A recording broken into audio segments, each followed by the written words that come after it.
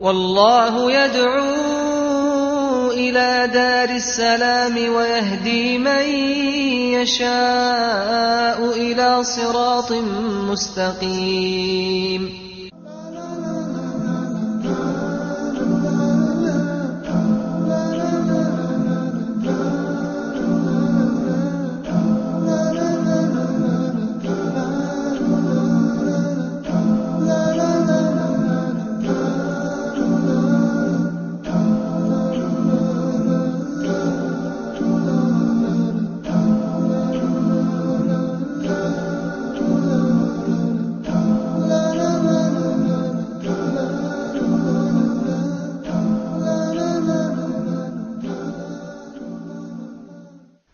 Bismillah ar-Rahman ar-Rahim. In the name of Allah, the Compassionate, the Most Merciful.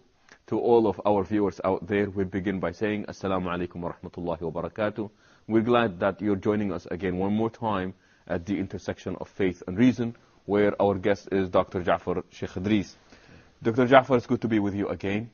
Last time we were talking about the need, not the need, but the possibility that arguing for the existence of God rationally is easy, even though it's very ironic that it's the believers that have to argue for this. And you mentioned that that should not be the case, and I believe that we will be addressing this later on. And then you also spoke about some of the ideas of Ibn Taymiyyah, a great Islamic thinker and philosopher in this regard. And you were talking about the kind of people that might potentially deny the existence of God. Yes. Yeah. And I believe that we were given three options by Ibn Taymiyyah. His very first honest and blunt opinion about them, that they were liars. Some of them. And yes, and the second were suffering from sophistry. Yes. That's a new word that I learned last time. I'll make sure to use it every time from now on. And then there was the third kind of people that were very interesting. And these are people that were just not aware. Aware of, yes. And we were enumerating the questions that he raised regarding the fact that this knowledge of the Creator is innate. The first question was about what kind of knowledge is that. The second question was about why, if that is the case, people deny it. The third question is, if this is something that is in the human nature, then what is the use of arguments, he said. Interesting. Yeah, and you don't try to convince someone of something which he already believes in. And his reply is that this strengthens the faith, even of those who believe. And we can elaborate on this and remind ourselves of the fact that faith is not something that you have once and for all. It is something that a person can lose. It is something that can be strengthened or weakened. And he says that it's a fact that if you know something, then the more you have evidence for it, the stronger your faith in it will be. Sure. So he says that the arguments and the evidence strengthen the faith of those who are already believers. And I would add something else, that it shows also the irrationality or untenability of the position of the atheist. I don't condemn the atheist only, but I will tell him that you are being irrational. There is evidence for the existence of the Creator, and you are denying it.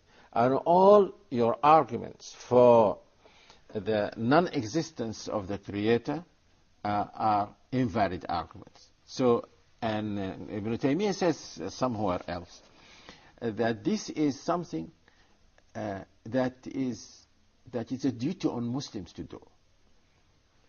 That you must make the non-believer feel that he is defeated. If you don't do this, you will not be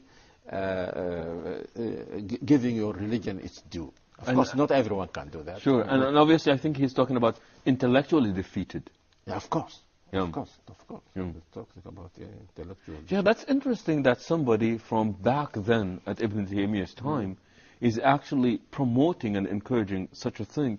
And it seems like all believers, and I'm saying that all believers meaning that of all different faith groups, is that we really feel very apologetic nowadays. Yes, but this is because, he would say, I think, because their knowledge of religion is meager, and because their faith itself is weaker. So the stronger the faith, as we said last time, the stronger your faith is, the more rational you become. The stronger the faith, and the more knowledgeable you are, the more rational you become. And he says that he benefited greatly, and I can testify to this from my own experience. He says that he benefited greatly from knowing the position of the non-believers and the deviant people. And he made a general rule that the more you know about the falsehood of anything that contradicts religion, the stronger your faith will be. So, and I can say this also from my experience. Sometimes, I purposely read a book on atheism also. Of course, I don't encourage everyone to do that, especially if they are young or so. But I benefit, greatly from this. Inshallah, we'll give some examples of these.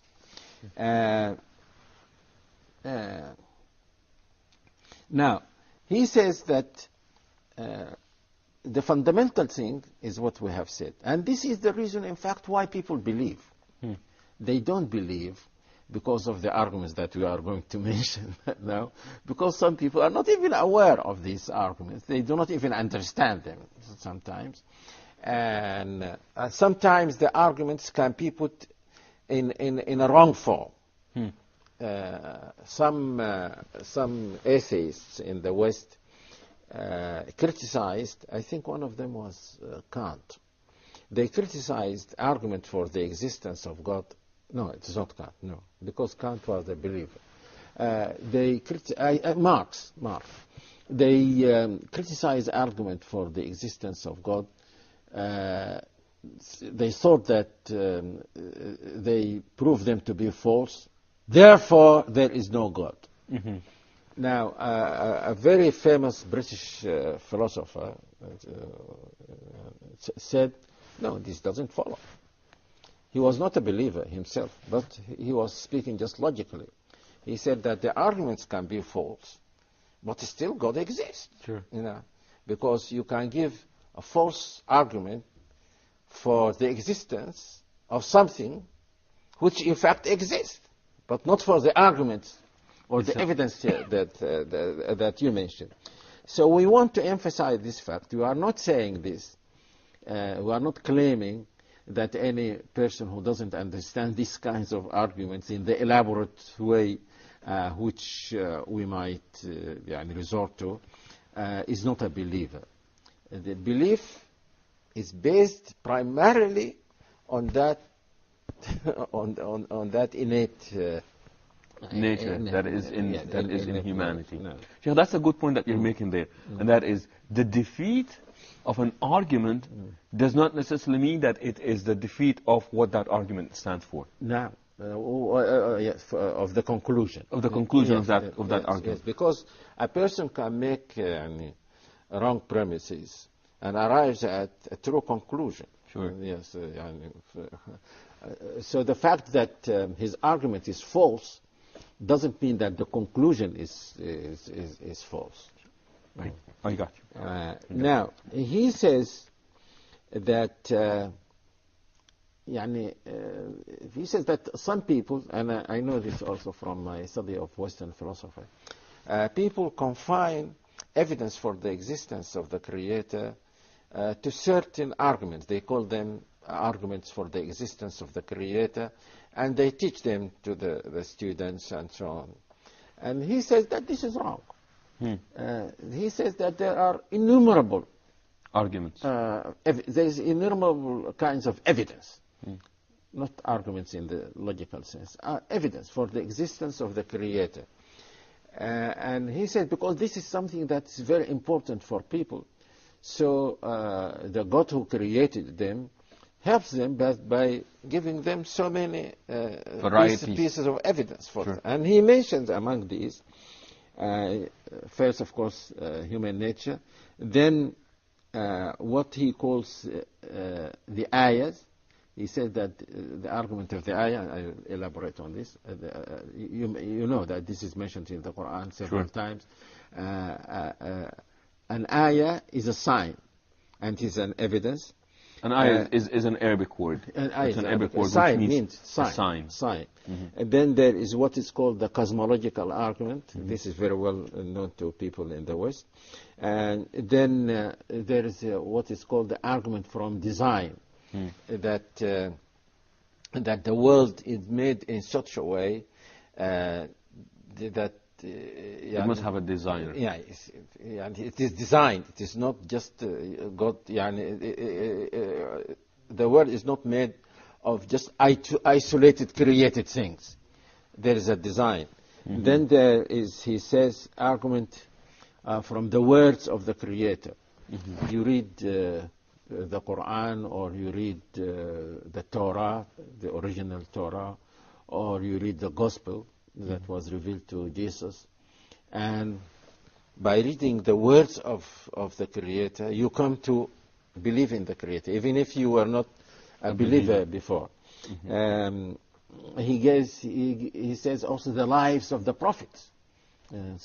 Someone might not be, might be an atheist, but then he meets a prophet, he sees, he becomes very impressed by his life, he becomes a Muslim, and so on. So he says that there are many kinds of arguments. The people who limited these arguments, I am thinking that they did not say these are all the arguments that are out there, but what they're saying is that I think they would be in reaction to the arguments that were raised by the people who deny the existence of God. That's how they were. They don't say. They don't say. They don't express this.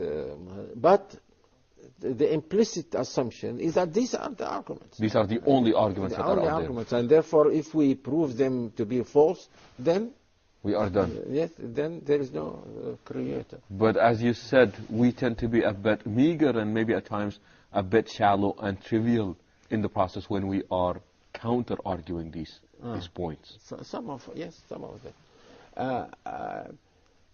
But you remember, some of these atheists, some of them were great thinkers. Mm-hmm. So you don't expect any ordinary Muslim to have an argument against them. That doesn't mean that their arguments will shake his belief. But he is not...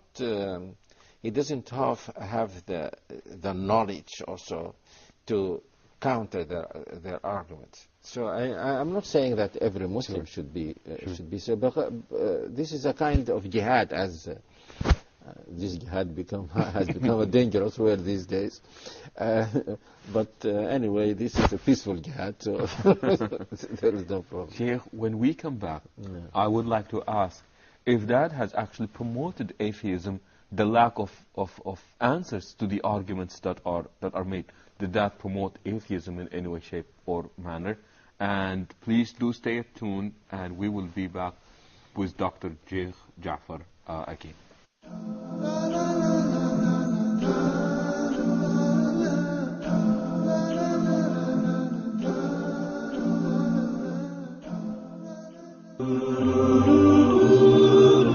Many people trying to get together, but all their efforts were in vain because of ignoring or turning away from this great foundation. We see many people coming to the way of truth, following the guidance of Allah subhanahu wa ta'ala, but later on they get off track. What is the reason behind that?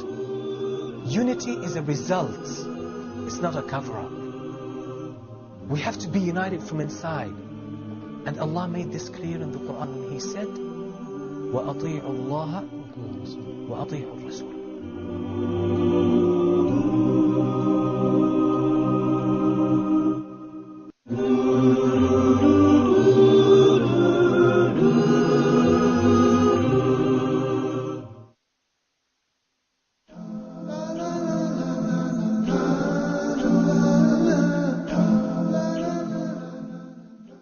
Assalamu alaikum wa rahmatullah, and welcome back again to the intersection of faith and reason.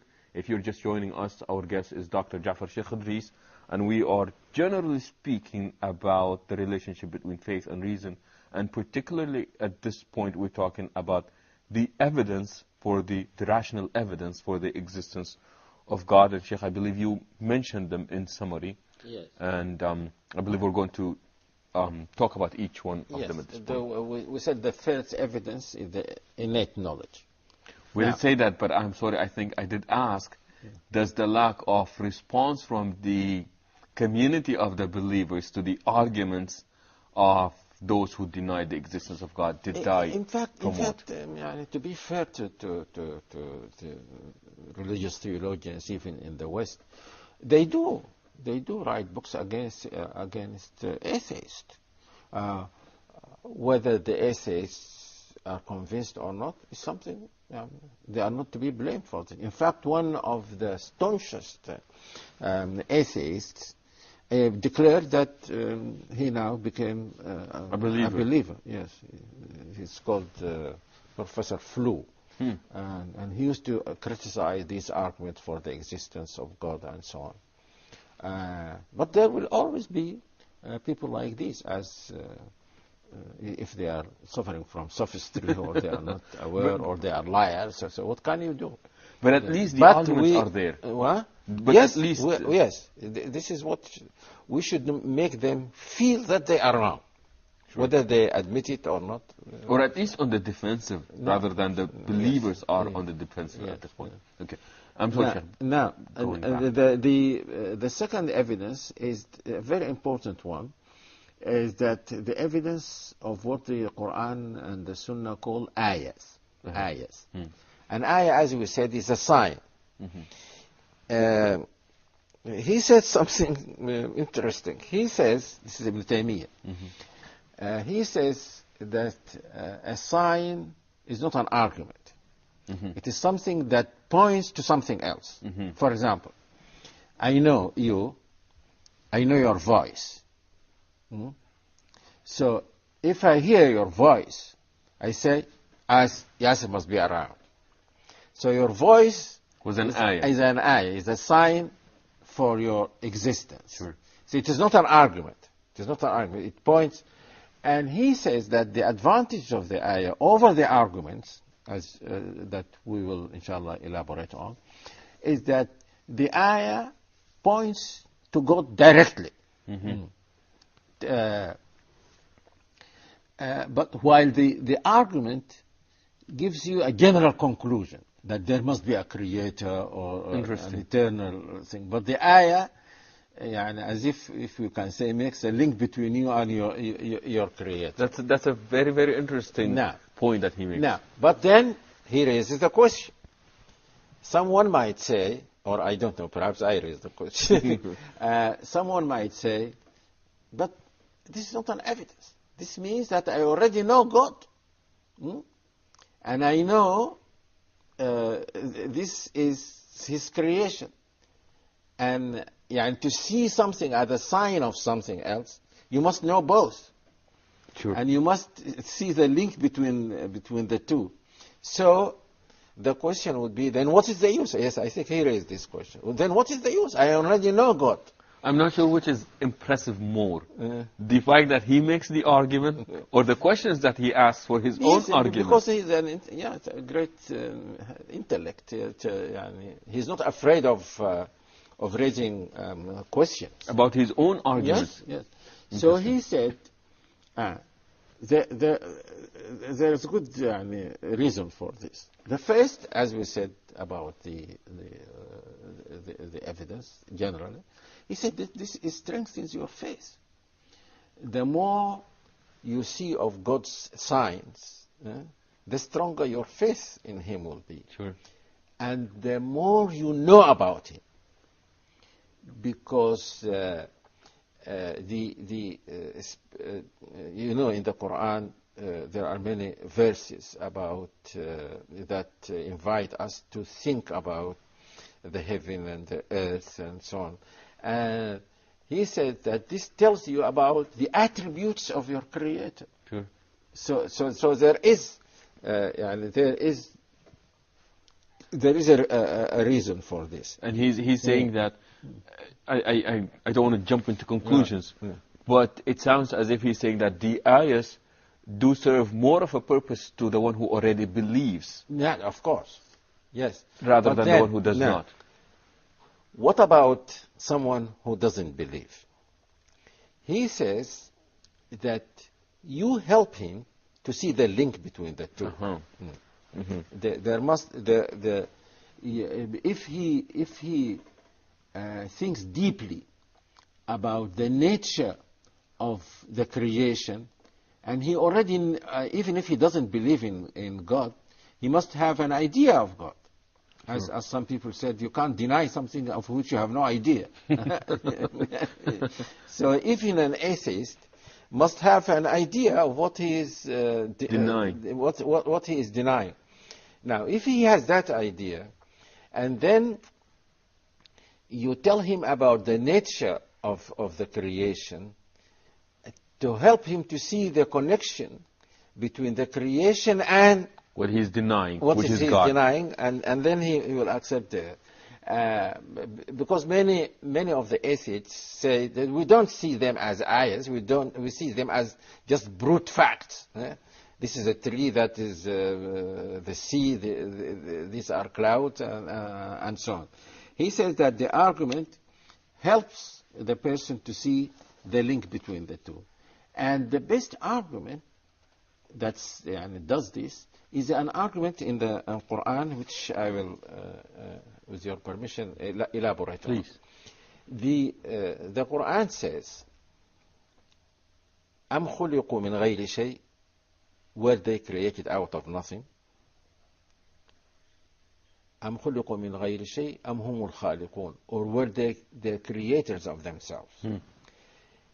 This means that the Quran is not assuming the non-existence of the Creator, as some of the arguments do. It is assuming that there is a Creator. And it tells the person who denies the existence of the Creator, then what is the alternative? If there is no Creator, then how did you come to be? And that will be the first part of the verse. أَمْ خُلِقُوا مِنْ غَيْرِ شَيْءٍ. Yes. Where did you come from? And whenever the Quran asks a rhetorical question, this means that the answer is well known to a rational person. أَمْ خُلِقُوا مِنْ غَيْرِ شَيْءٍ, did you come from nothing? Any rational person with a little reflection would say, no. Well, nothing comes from nothing. No. أَمْ هُمُ الْخَالِقُونَ, are you the creators of yourself? Again, with a little reflection, one can see that a thing doesn't create itself. Because to create, it must be there. But if it is there, it is already created. So to say that something creates itself is a contradiction in terms. You assume the thing to exist, and you assume it not to exist at the same time. And any rational person, whether a layman or someone with big intellect, can see that this cannot be the case. So this is the Quranic argument for against atheists. This is one of the arguments, and it is a very famous one. Many of our theologians elaborated on it, and it is better than the arguments that we will mention inshallah about what is called the cosmology. Sheikh, yes. Please, I'm sorry, but there is no third alternative mentioned in the verse. Because there is no third alternative. The third alternative is that it must be created by that is assumed. And that is left unsaid. Yeah, but it's assumed. It is. This is what you said at first. You said that we should not be on the defensive. Now here the Quran is not on the defensive. It says there is a creator. If you deny the creator, then show me. You either created yourself, which is impossible, or you came from nothing, which is impossible. And we won't even mention the third alternative because it is well known. It is well known. Nice. So So this is the Quran. Yani for some time, I thought that this was like the cosmological argument that starts by assuming that there is no creator and then proving the existence of the creator. But then I discovered that I was mistaken. In fact, the assumption is that there is a creator. Let's prove otherwise. Yes. So Nice. the onus of proof is on you who deny the existence of the creator. And that's what the Quran is promoting at this point. And I tell you something interesting. Inshallah, I will give some evidence for this if we continue this discussion. I looked into the arguments of the atheists, contemporary arguments, and I found that most of them had to resort to one of these two. One of these two alternatives. Now, or both of them sometimes. Even some great scientists had to say, because they insisted on atheism, had to say that things come from nothing. Or had to say that they create themselves. There was a third alternative for the atheists, but now it is no longer there. They used to say that the world is eternal, so it doesn't need to be created. Now, after the Big Bang theory, it is only a theory, but anyway, it closed that alternative there. Yes, because according to the Big Bang theory, everything had a beginning: time, space, matter, and so on. So no one can say that the world is eternal. And even before the Big Bang theory, it was wrong to say this, because you cannot point to anything in this world and say that it is eternal. The Greeks used to think that the heavenly bodies are eternal, because they said that they never saw any change in the sun or the moon, or so they must be eternal. And Al-Ghazali replied to them. He said, how do you know? These are huge bodies. This is what Al-Ghazali said. And they are very far away from us. So if they diminish, you will not see the amount of diminishing part of them. But now we know that the sun is continuously diminishing. Now, and the same applies to the moon. So no one can now point to something and say that this is eternal, because everything that exists that you point to must have had can be changed, and if it can be changed, then it cannot be eternal. And with this, we would come to the end of this episode, hoping that you would join us next time with our dear guest here, Dr. Ja'far Shaikh Idris. Until that, we say so long. Assalamu alaikum wa rahmatullahi wa barakatuh.